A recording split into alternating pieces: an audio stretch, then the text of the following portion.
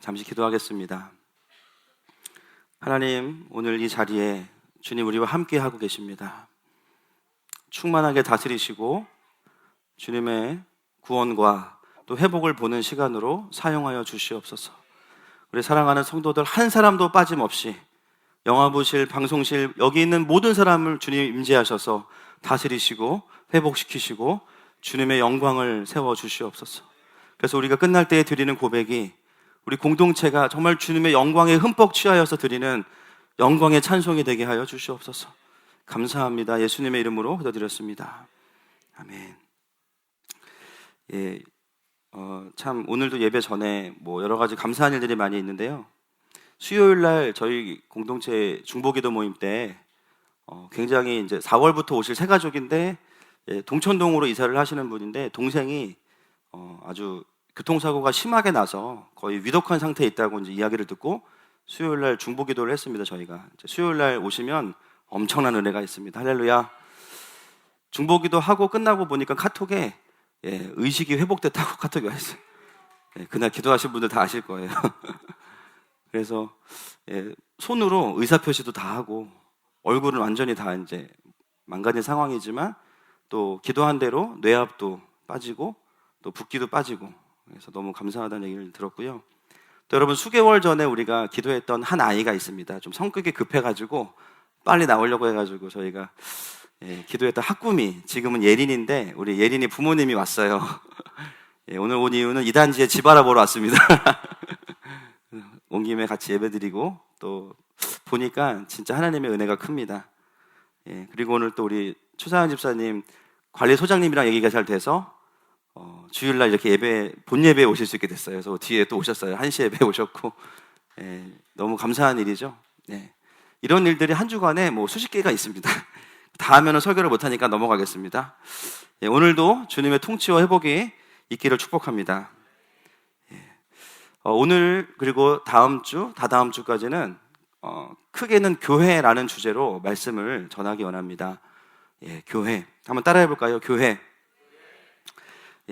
그동안 저희가 1월 달에는 통합 예배 전까지는 복음의 능력을 제가 설교를 했었어요. 그리고 아마 기억은 안 나셔도 몸에는 남아 계실 거예요. 그리고 2월은 그 복음의 결론으로서 우리에게 주어진 것이 뭐냐? 바로 교회라는 것이죠. 교회는 저에게 있어서 참 많은 부분을 차지하고 있습니다. 저도 어렸을 때부터 교회를 다녔기 때문에 목회를 하고 나서도 그렇지만 그렇지 않았을 때에도 여러 가지 의미에서 참 여러 가지 기억들이 있어요. 여기도 어렸을 때부터 교회를 다니신 분들은 어렸을 때 교회에 대한 기억이 있으실 거예요. 저도 청소년기에 그때는 하나님을 모를 때였지만 또 하나의 가족이 교회였습니다. 제일 기억에 남는 게 뭐냐면 주일날 그 학생부 예배가 9시예요. 9시. 9시는 우리 학생들한테는 어떤 시간인지 아세요? 새벽이에요. 단잠에 알파 렘 수면 상태로 있을 때가 9시인데 그때 교회를 오라고 하니 너무 힘든 거예요. 그래서 저희 교회 중고등부 예배는 10시입니다. 할렐루야. 그래도 아마 애들 힘들어 할 거예요. 더 늦추고도 싶습니다, 사실은. 9시에 이제 예배인데 담당 전사님이 저희가 있던 교회는 자주 바뀌세요. 몇 개월에 한 번씩 바뀌셔가지고 없을 때도 있고 그럴 때는 이제 할아버지, 지금은 원로 목사님 분당동 사시는데 원로 목사님이 그 연세에도 전화를 다 돌리는 거예요, 학생들을. 근데 희한한 게 뭐냐면요, 똑같은 벨소리인데 목사님 벨소리는 틀려요. 여러분 혹시 제 전화 받으실 때 자다가도 이거 목사님이다 탁. 물론 이제 그 시간에 전화하는 분은 목사님밖에 안 계시지만 8시 반이면 어김없이 전화가 딱 오는데 너 안 받으면 죽는다 막 이런 느낌으로 저 벨소리가 이제 그래서 이제 몇 번 안 받죠. 주로 안 받다가 어쩌다 한번 받으면 이제 목사님이 벨 울리는 시간보다 통화 시간이 더 짧아요. 경상도 분이셔가지고 일 났나 얼른 온나. 그리고 목사님 하기 전에 이미 뚜뚜뚜뚜 소리가 들립니다. 그거 듣고 이제 오늘, 왜냐면 많은 아이들을 전화를 돌리셔야 되기 때문에 이제 그럴 수밖에 없었어요.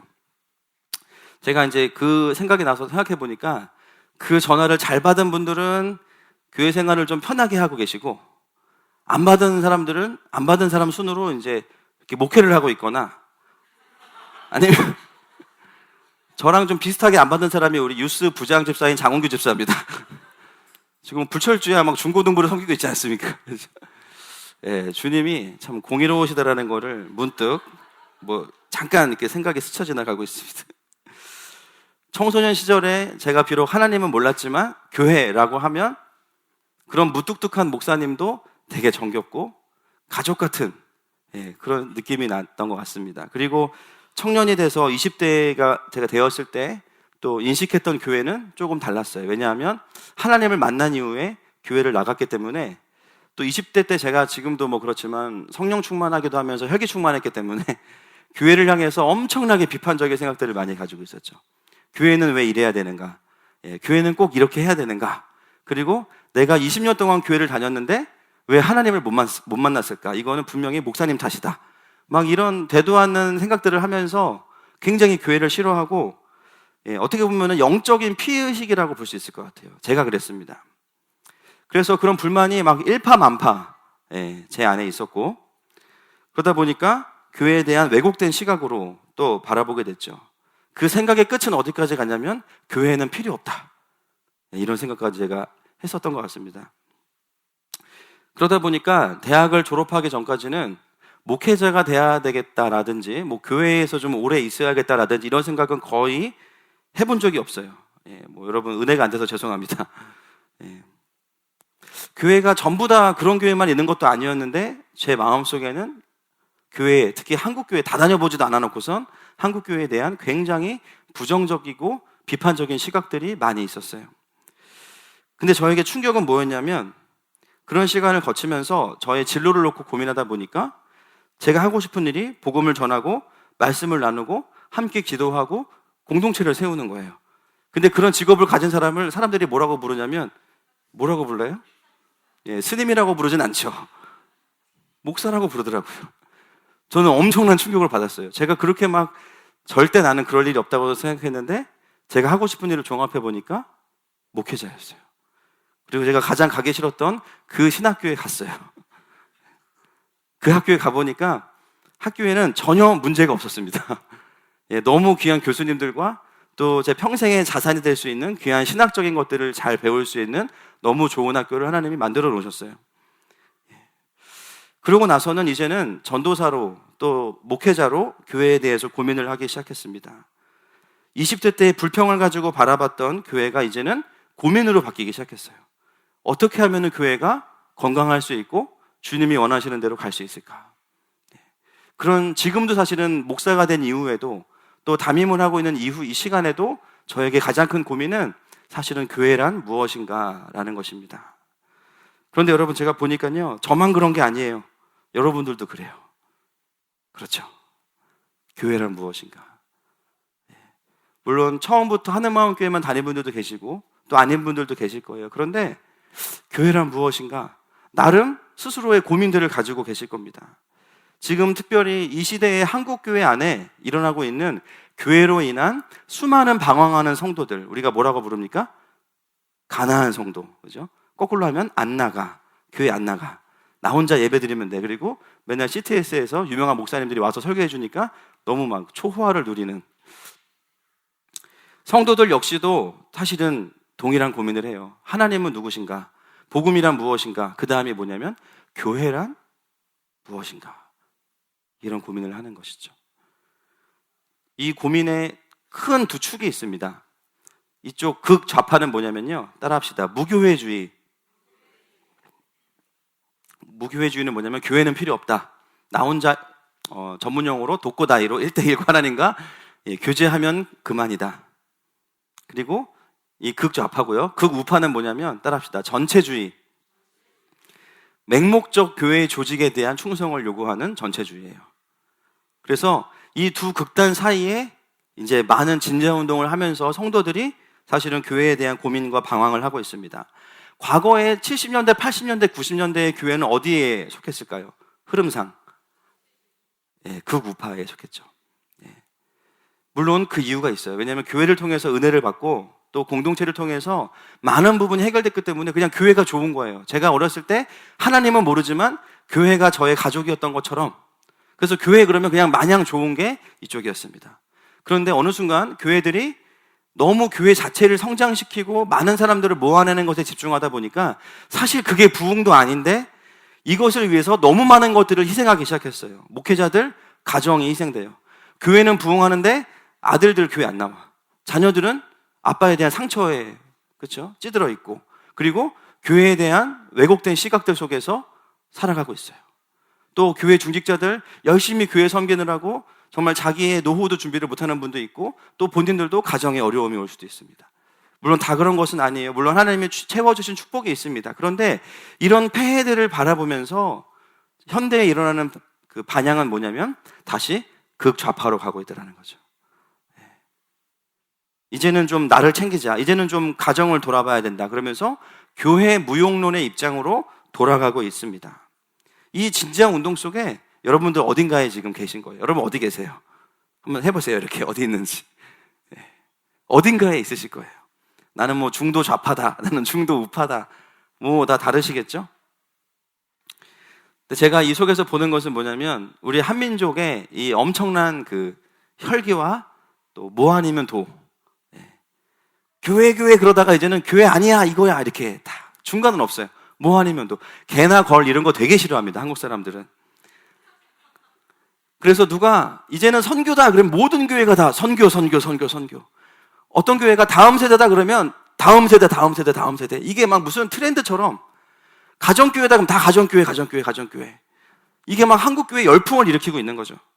누가 셀목회다 그러면 다 셀목회. 여러분, 제가 이런 상황들을 보면서 이럴 때 우리가 돌아가야 되는 것은 무엇일까? 여러분, 무엇일까요? 그것은 하나님께서 말씀하시는 교회입니다. 하나님께서 말씀하신 교회예요. 정반합도 아니고 뭐 우리가 밸런스를 잡자 이것도 아니에요. 예수님께서 말씀하시고 성경에서 말하는 교회가 무엇인지를 보고 그 교회로 돌아가는 게 중요하죠. 하나님의 말씀으로 돌아가야 됩니다. 그래서 3주 동안 그 말씀을 나눌 거고요. 이것을 통해서 우리 모든 성도들이 먼저 각 개인이 건강한 교회가 되기를 축복합니다. 그리고 여러분들의 가정이 정말 하나님의 나라가 되기를 축복하고, 또 우리 교회가 그런 성경에서 말하는 교회가 더 되기를 축복합니다. 오늘은 첫 번째고요. 다시 한번 18절 말씀만 같이 읽겠습니다. 16장 18절 시작.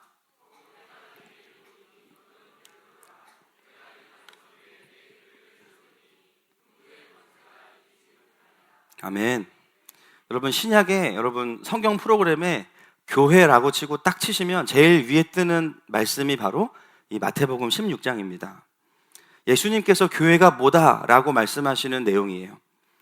여러분, 오늘 보니까 내가 이 본문의 그 배경은 뭐예요? 가이사랴 빌립보에서 예수님께서 제자들에게 물어보시죠. 여러분, 가이사랴 빌립보에는 뭐가 있다고 제가 말씀드렸어요? 로마 황제의 신상이 있어요. 우리 자매들 좋아하죠, 신상. 그 신상이 이 신상은 아니에요. 죄송합니다. 한 분 조는 분이 계셔가지고 여전히 그분은 졸고 계시기 때문에 죄송합니다. 로마 황제의 신상이 있는데 그 로마 황제의 신상 앞에서 예수님께서 제자들에게 물어보시는 거예요. 사람들이 나를 누구라고 하느냐? 누구는 엘리야 선지자입니다. 누구는 누구입니다. 선생님입니다. 선지자입니다. 근데 예수님이 궁금하셨던 거는 사람들의 의견이 아니었죠. 누구의 의견이었습니까? 제자들의 의견이었어요. 자, 사람들은 나와 함께하지 않았으니까 그럴 수 있다고 치자. 너희들은 나를 누구라고 생각하느냐? 제자들이 뭐라 그래요? 그때 베드로가 시작. 아멘. 아멘이십니까? 주는 그리스도시요 살아계신 하나님의 아들입니다. 여러분, 이 말씀이 정치적으로도 엄청난 말씀이에요. 그 당시에 로마를 다스리고 있던 그 황제를 향해서 뭐라고 불렀냐면 Son of God, 태양의 아들, 신의 아들이라고 불렀거든요. 근데 베드로가 뭐라 그래요? 하나님의 아들이십니다. 그것은 정치적으로도 엄청난 선포죠. 그때 예수님께서 뭐라 그러시냐면 기뻐하시면서 내가 이 고백 위에, 이 반석 위에 교회를 세우리라. 여기서 교회의 영광이 우리에게 보여지는 거죠. 여러분, 교회를 헬라어로 제가 뭐 발음하는 걸 좋아하지 않지만 이유는 하나입니다. 제가 발음이 안 좋아서요. 근데 에클레시아 한번 따라합시다. 에클레시아라고 불러요. 무슨 뜻이냐면요, 밖으로 부름받은 자들 이란 뜻이에요. 들어보셨을 거예요. 에크와 칼레오의 조합입니다. 그런데 이 단어는 예수님께서 먼저 쓰신 단어가 아니에요. 기원전 5세기에 헤로도토스 황제가 그리스의 아테네에 폴리스라는 도시가 있습니다. 이렇게 여러 개가 있는데요. 이 폴리스라는 도시를 다스리기 위해서 도시 밖으로 1년에 한 30회씩 유력한 시민들, 리더들을 뽑아서 전체가 회의를 열어요. 회의. 이 집회 이름을 뭐라 그랬냐면 바로 에클레시아라고 불렀어요. 그러니까 이 모임은 이 도시를 다스리는 정치기구이면서 헌법을 위반할 수 있고 여러 가지를 결정하는 통치기구가 바로 에클레시아였어요. 여러분, 예수님께서 지금 마태복음 16장에서 엄청난 걸 물어보고 계신 거예요. 뒤에는 화려한 로마의 신상이 있는데 거기서 허름한 옷을 입은 한 젊은 청년이 그 엄청난 황제의 위협 앞에서 너희는 나를 누구라고 하느냐. 뒤에 황제의 신상이 보이는데 제자들이 뭐라 그래요? 주는 그리스도시요 하나님의 아들이십니다. 주님이 왕이십니다. 그 얘기를. 그때 예수님이 뭐라 그러시냐면은 바로 그 반석 위에 내가 너희가 알고 있는 그 폴리스를 다스리는 에클레시아가 아니라 진짜 이 열방을 다스리는 에클레시아, 교회를 세울 것이다. 여러분, 이것은 킹덤을 의미합니다. 여러분, 하나님의 나라는요, 세상 정부와 비등비등한 싸움을 하는 게 아니에요. 주님의 교회와 그 폴리스를 다스리는 에클레시아가 막 전쟁하고 이런 게 아니에요. 여러분, 그렇게 오해하시는 분들이 많아요. 세상과 교회가 전쟁한다는 개념을 그렇게 이해하는 거죠. 그래서 막 전기세 안 내고 그죠? 막 관리비 안 내고. 여러분, 계속 안 내면 어떻게 되는지 아세요? 주님이 내주십니까? 아니요, 여러분, 그 관리소장님이 찾아오세요. 그리고 심지어 연체료가 몇만 원 붙어요. 그리고 더 안 내면 전기가 안 들어옵니다. 주님이 절대 그거 안 도와주세요. 여러분, 하나님의 킹덤은 세상과 비등비등한 어떤 박빙의 대결이 아니에요. 하나님의 킹덤은 이 모든 세상의 통치를 아우르고 있습니다. 할렐루야. 모든 통치가 다 예수님의 권위 아래에 있어요. 이게 뭐 박빙의 대결이 아니라 예수님의 에클레시아, 그 교회가 이 세상을 다스리는 진정한 하나님 나라의 통치 기구가 되는 것입니다. 그 영광을 오늘 예수님께서 가장 먼저 신약에서 제자들에게 풀어주시고 있는데 그 핵심이 뭐냐면 교회라는 것입니다.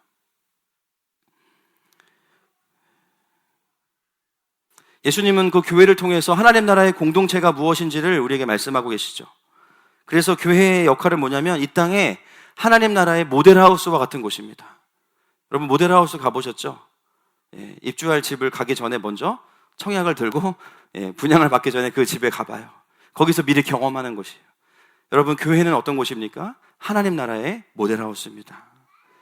그래서 교회에서 누리게 되는 것은 뭐냐면 하나님의 다스리심을 경험하고 복음의 능력을 경험하게 돼요. 여러분, 하나님의 통치를 경험한다는 것은 막연한 것이 아닙니다. 할렐루야. 그것은 매우 실제적이고 현실적인 문제죠. 여러분, 정말 하나님이 여러분의 삶을 다스리신다고 믿으십니까? 믿으십니까? 믿으십니까? 그렇다면 그 삶을 우리가 살아내고 있어야 되는 거예요.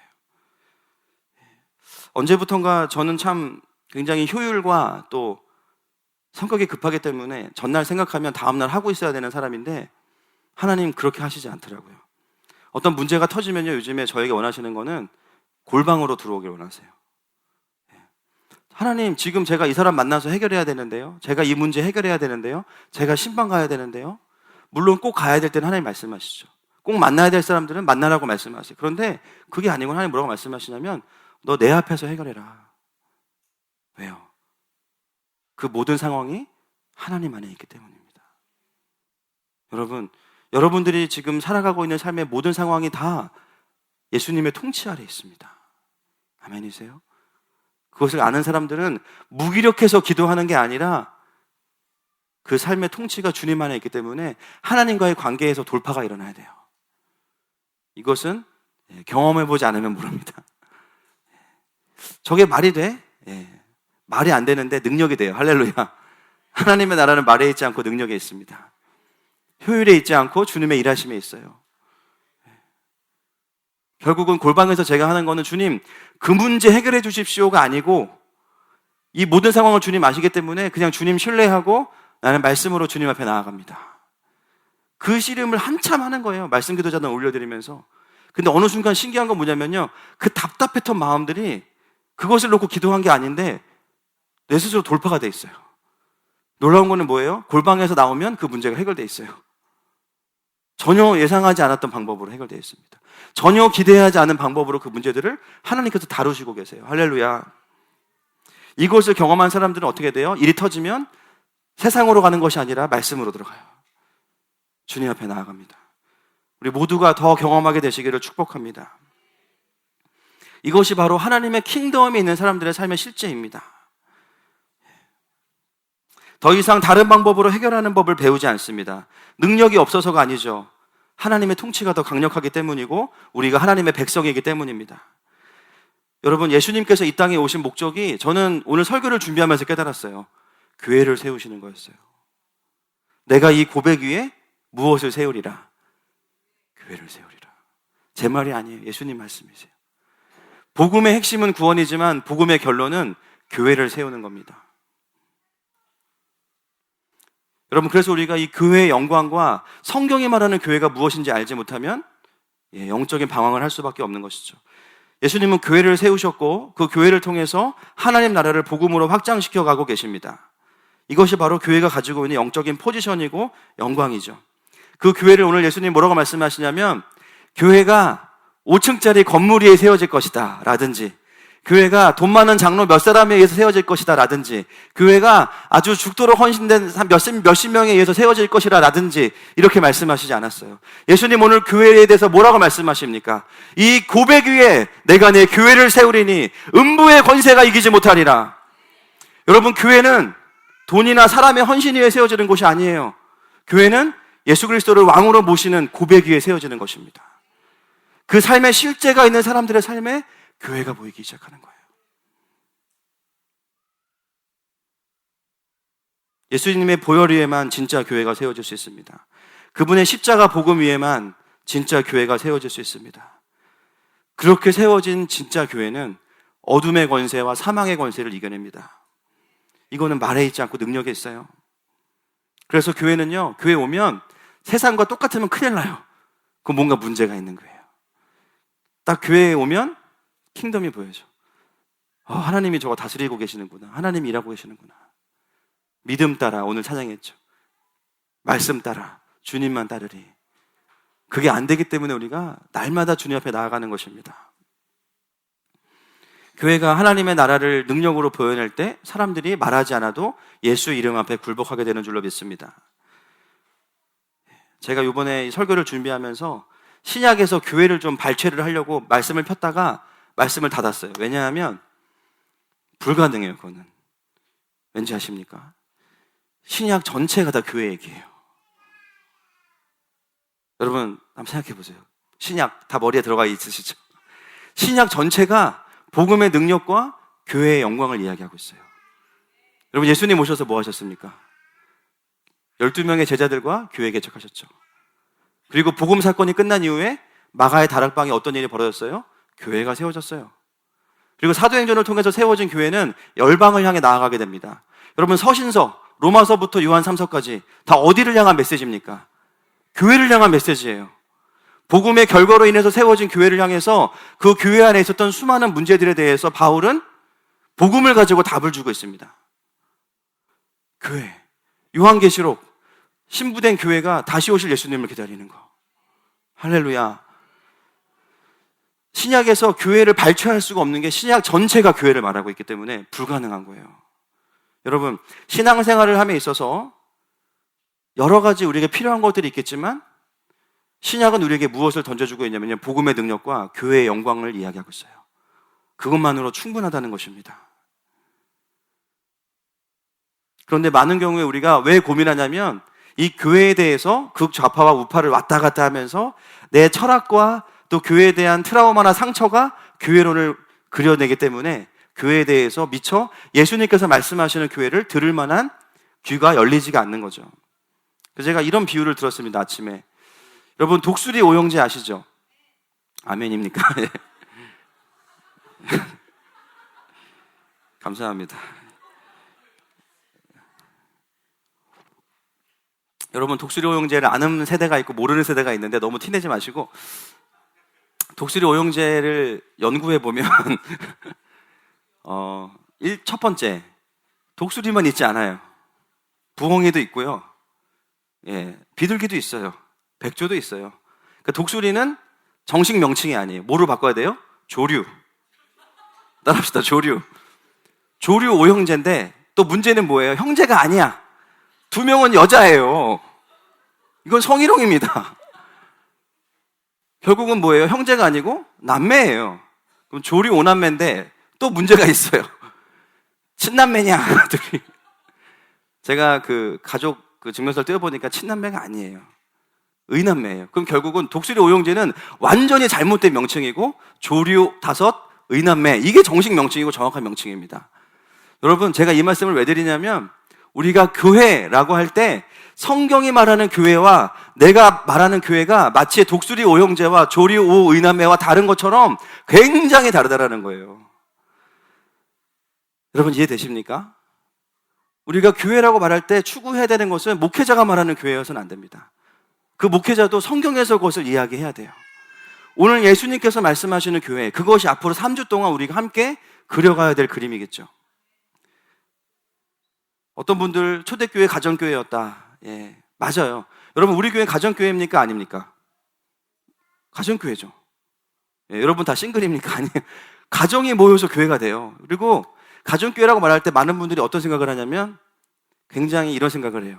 한 7, 8 가정에 모여서 막 젠틀하게 예배드리고 각자 준비해온 반찬을 다 꺼내가지고, 그죠? 식탁을 딱 펴놓고 먹으면서 교제하고. 여러분 성경에 그런 가정교회 한번 찾아보세요. 있는지. 초대교회가 가정교회는 맞는데 하루에 3가족에 3,000명씩 왔어요. 중국의 가정교회 보셨어요, 여러분? 여러분 중국이 왜 가정교회란 말 쓰는지 아세요? 가정이 모이기 때문에 가정교회란 말 쓰는 게 아니고 합법적으로 교회를 할 수 없기 때문에 가정교회랑 지하교회라고 이야기하는데요. 그냥 우리 전우사님 한 번 가셔서 개척해도 바로 1,000명 모입니다. 그러니까 이런 어떤 웰빙 같은 느낌의 가정교회는 말이 안 되는 거예요. 그건 굉장히 처절해요. 초대교회를 우리가 다시 성경적으로 정의하면 가정교회가 연합된 초대형 교회가 초대교회의 모습이에요. 처음 시작이 몇 명이었습니까? 마가의 다락방 120명. 우리 교회 사이즈 딱. 어떤 분들이 조직교회의 반대가 가정교회라고 생각하시는데 성경적이지 않아요. 얼마나 우리가 왜곡된 시각과 편협한 생각들을 가지고 교회를 정의하고 결론 내리는지 모르겠습니다. 예루살렘 교회가 너무 많아지니까 너무 초대형화가 되니까 어떻게 돼요? 주님이 핍박을 통해서 치시죠. 그래서 가정교회로 흩어졌어요? 아니에요. 더 많은 교회로 흩어졌습니다. 그래서 그 수많은 교회를 향해서 바울이 서신서를 보내죠. 문제가 생기니까. 요한계시록도 7교회의 이야기로 시작을 합니다. 여러분, 우리가 신앙생활을 하고 하나님 나라의 백성으로 살면서 중요한 게 얼마나 많겠습니까? 그런데 신약은 우리에게 2가지를 딱 얘기해요. 복음의 능력과 교회의 영광. 아멘이십니까? 여러분 아멘이세요? 결국 이 2가지는 하나님의 백성으로 살아가는 데 있어서 우리에게 가장 중요한 2 기둥을 이야기하고 있는 거예요. 교회에 대해서 우리가 이런저런 생각들을 해볼 수 있지만 각자의 소견과 철학대로 또 교회에서 받았던 상처가 그 다음 교회에 영향을 주어서 그리고 그 다음 교회의 부르심을 확인하지 못한다면 여러분 주님의 만지심이 필요합니다. 그래서 여러분 우리 각 개인도 교회에 맞습니다. 아멘이시죠? 나도 교회예요. 나. 건물이 교회가 아니니까. 그런데 나만 교회든 또 아니에요. 나만 교회라고 생각하는 분들이 그 다음을 못 보니까요 무교회주의로 가는 거죠. 여러분 가정도 교회입니다. 아멘이십니까? 가정 안에 교회가 서지 않으면 공동체 교회가 세워지지 않아요. 제가 요즘에 가정에 대한 공부를 하면서 구약을 보고 있는데요. 어떻게 초대교회가 이렇게 한 번에 3,000명씩 늘어날 수 있을까? 감당을 못하면 늘어나지 못해요. 근데 구약의 오랜 전통 속에 뭐가 있냐면요. 가정이 킹덤으로 세워지는 훈련이 이미 다 돼 있어요. 애들이 막 예배인도 하고 애들이 막 가정에서 제사장 역할 다 해요. 그러니까 아무리 많은 사람이 와도 유대인들이 3,000명이 오기 때문에 가정교회가 세워진 사람들이 오는 거거든요. 할렐루야. 그런 구조가 되니까 하루에 3,000명씩 올 수 있는 거지. 막 그걸 보면서 지금도 이런 일이 일어날 수 있습니다. 이렇게 말한다면 구약의 흐름을 다 따라오셔야 됩니다. 그렇게 가정의 구조가 세워진 사람들이 오니까 거기에 복음이 들어가서 이게 교회와 연합이 된 건데 이거는 맥락은 모르고 3,000명 늘어났대. 이것만 막 집중하니까 이해를 못 하는 거예요. 결국은 뭐예요? 가정이 킹덤으로 세워지지 않으면 교회의 연합은 없는 거예요. 그동안 한국 교회가 사실은 다 그런 건 아닙니다. 너무 극우파로 왔어요. 너무 교회. 교회를 위해서 모든 걸 희생하고 교회 사람 늘리기 위해서 어떤 희생이든지 치르다 보니까 가정이 희생되고 개인의 삶이 희생돼요. 월요일부터 주일까지 성도들을 계속 교회 일을 하게 만들고 가정이 세워질 수가 없죠. 결국 그거에 대한 반대급부로 가정과 개인이 중요하다는 얘기가 요즘에 많이 대두가 되고 있는 것입니다. 근데 중요한 건 뭐냐면 가정이 교회의 끝그림은 아니라는 거예요. 만약에 가정이 교회의 끝그림이었다면 예수님 오셔서 제자들 데리고 교회 개척 안 하시고 뭐 하셨을까요? 결혼하셨을 거예요. 내가 생각하는 교회는 가정이야. 나 이제부터 가정 세우고 우리 아이들만 내가 양육하겠어. 아니요. 신약의 교회는 그렇게 우리에게 펼쳐지지 않습니다. 예수님은 가정을 교회로 세우시면서 그 가정이 연합된 교회를 만들어 가셨고, 이 가정의 연합은 어디를 향해 가냐면요, 따라합시다. 열방을 보게 하는 거예요. 아무리 가정이 건강해도요, 공동체와 연합하지 않고 열방으로 가지 않으면 교회가 될 수 없습니다. 중국 사람들 이스라엘이라 그러면요, 자다가도 일어나요. 예루살렘이라 그러면 자다가도 일어나요. 그들의 사명이라고 생각해요. 수천 명, 수만 명이 다 예루살렘을 향해서 지금 나아가겠다고 결단하고 있습니다. 여러분, 한국교회 이스라엘 얘기하면은 뭐 2단, 3단 얘기하는데 여러분 전혀 상관없는 거예요, 그거랑. 여러분, 이스라엘도 돌아와야죠. 할렐루야. 열방도 돌아와야죠.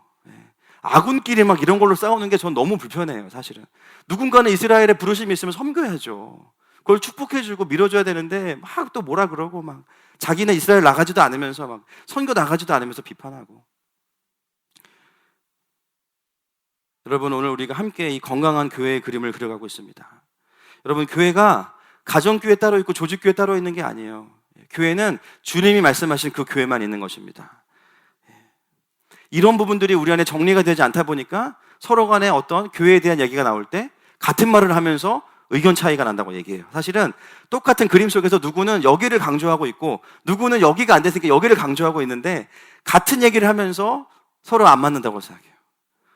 저는 개인적으로 제가 담임 목회를 하고 또 교회 개척을 하지 않았으면 계속 극우파로 갔을 거예요, 아마. 무조건 교회를 부흥시키고 그걸 통해서 이순양면하고 내가 유명한 목사가 되고. 근데 오히려 그렇게 하지 않음으로 인해서 저는 가정이 중요하다는 것을 요즘에 많이 배우고 있습니다. 제가 외부 집회도 나가지 않는데요. 그 이유는 뭐냐면 가정 예배 드리기 위해서. 뭐 교회 일 때문에 가끔 빠질 때는 있지만 그 15분 예배 사실 저는 하는 일이 없어요. 그런데 그 시간을 위해서 제가 저녁에 웬만하면 나가지 않아요. 외부 집회 나가면요, 용돈도 주고 좋아요. 관리비도 낼 수 있고 그 돈으로 성도들 맛있는 것도 사줄 수 있어요. 근데요, 나가지 않아요. 왜냐하면 그것보다 지금은 저에게 가정을 교회로 세우는 게 더 중요하기 때문입니다. 우리가 영이 달라서 의견 차이가 있는 게 아닙니다. 우리 안에 교회의 큰 그림에서 내가 바라고 보고 있는 부분이 다르기 때문에 사실은 똑같은 그림을 보면서 다른 것을 설명하고 있기 때문이에요.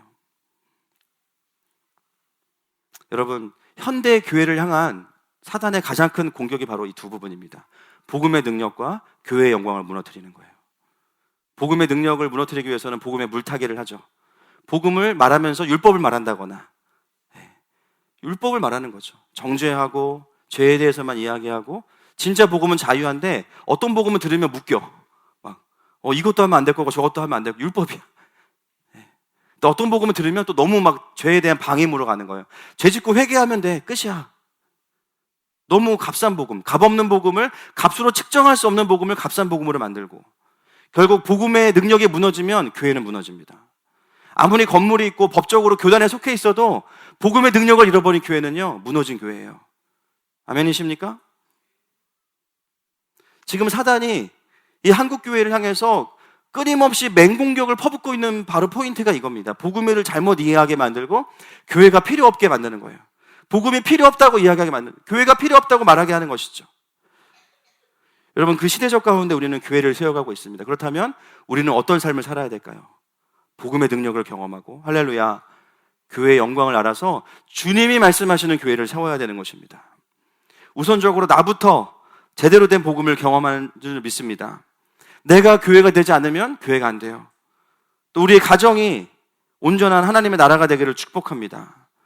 그리고 그렇게 연합된 이 교회가 다시 복음에 서서 열방을 향해 나아갈 수 있기를 축복합니다. 이것이 성경에서 말하는 교회에 대한 클리어한 명확한 그림입니다. 아멘이십니까? 어느 것 하나도 놓을 수가 없는 거예요. 이 큰 그림 안에 우리 교회가 존재하고 있는 거죠. 어떤 분들은 저희 교회에 와서 이제 항상 해주시는 말이 찬양 시간이 좋다. 저도 좋아요. 자연스럽다. 저도 자연스러운 게 좋아요.